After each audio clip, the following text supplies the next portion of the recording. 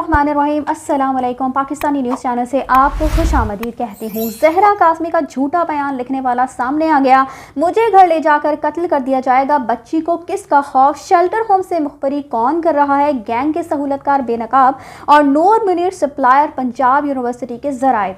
जी हाँ जी, जैसे कि आपको मैंने अपनी पिछली वीडियो में बताया ही था कि जहरा काज़मी का एक झूठा बयान जो है वो जाली अदाकारा है और उनका जो टोला है उसकी तरफ से सामने आया है। और उस झूठे बयान को लिखने वाला और ये किससे लिखवाया गया है, किस नोट पैड पर ये लिखा गया है और ये किसकी राइटिंग है, ये सब कुछ अब पता चल चुका है। ज़राए का कहना है जी कि ये जो राइटिंग है वो शब्बीर साहब की है, क्योंकि इसको बार बार जो है उसको कट किया गया है। और दूसरी तरफ ये भी कहा जा रहा है कि लिखाई जो है वो डॉक्टर फातिमा रियाज की हो सकती है, क्योंकि जो राइटिंग पैड इस्तेमाल किया गया है वो फातिमा रियाज का राइटिंग पैड है। क्योंकि फेसबुक पर उन्होंने अपने इस राइटिंग पैड की पिक्चर भी पोस्ट की थी और दोनों खतूत में जो राइटिंग पैड है वो एक ही राइटिंग पैड इस्तेमाल किया गया है और खतूत की जो राइटिंग है वो भी मिलती है आपस में एक दूसरे से। और साफ वाज़े है कि ये राइटिंग जो है वो बच्ची की बिल्कुल भी नहीं है। और जो बयान साइमा काज़मी की तरफ से ये कहा जा रहा है कि साइमा काज़मी ने बयान जारी किया था, तो वो साइमा काज़मी का भी बयान नहीं है।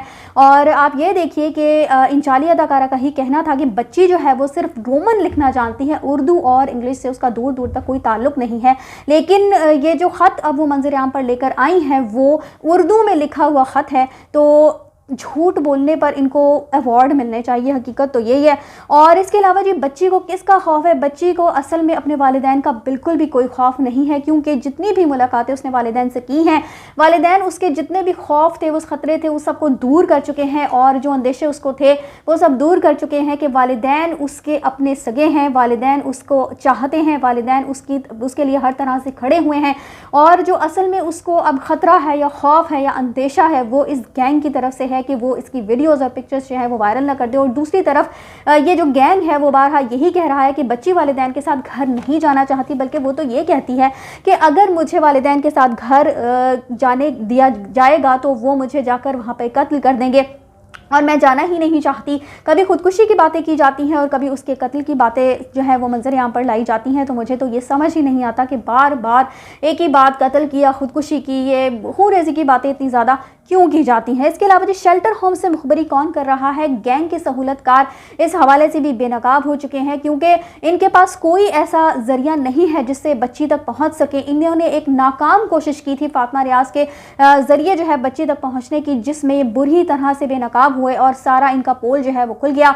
और अब चूँकि केस जो है वो इनको हारते हुए अपनी हार साफ नज़र आ रही है और इनको जेल की सलाखें जो हैं वो साफ सामने अपने दिखाई दे रही हैं, इसलिए ये एक से एक बड़ा ओछा हथकंडा इस्तेमाल करने की कोशिश कर रहे हैं। कभी कोई ख़त मंजर आम पर ले आते हैं, कभी कोई झूठा बयान मंजर आम पर ले आते हैं, कभी साइमा काज़मी की झूठी रिपोर्ट्स जो है उनको सामने लेकर आकर उनको ये दिखाने की कोशिश की जाती है कि जैसे ये जो सारा ख़ानदान है वो तो पागल है और जहरा काज़मी जैसे ही इनके पास वापस जाएगी तो ये लोग जो हैं वो जहनी मफलूज हैं और फिर उसको कत्ल कर दिया जाएगा। और मैं ये कहती हूँ कि ठीक है, अगर आपकी ये सारे दावे सच्चे हैं, ये सारी बातें सच्ची हैं, तो आपको तो चाहिए कि आप शेल्टर होम के बाहर से जो है अपना लाइव सेशंस किया करें और इसके अलावा अदालत जाकर सारे सबूत जो है वो अदालत के सामने पेश करें। लेकिन आप क्यों छुप कर बैठ कर अपने घर में जो है वो लाइव सेशंस करती हैं और अजीब व गरीब किस्म के भोंडे इल्ज़ाम दूसरों पर लगाती हैं।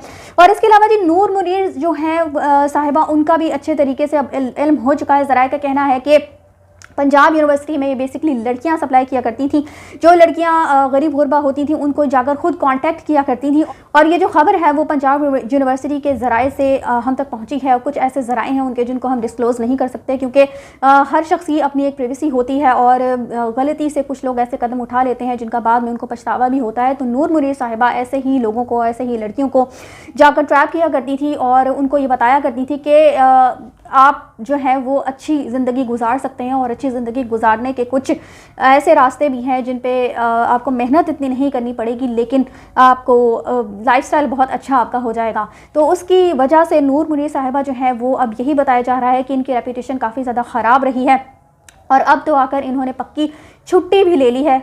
तो जैसे जैसे मीडिया पर ये केस हाईलाइट हो रहा है तो बहुत सारे लोग जो है वो इसमें इंटरेस्ट ले रहे हैं, और जो लोग इस गैंग को और इससे सहूलतकारों को जानते हैं उनको मुतालिक भी बहुत सारी बातें अब मंजरेआम पर आती चली जा रही हैं। और इन्हीं लोगों ने नूर मुनीर के मुतालिक भी ये खबर दी है कि नूर मुनीर की जो उनकी रेपुटेशन है वो अच्छी नहीं है, और वो लड़कियाँ सप्लाई करने का ही काम किया करती थी, और वो गैंग की बहुत बड़ी सहूलतकार भी हैं।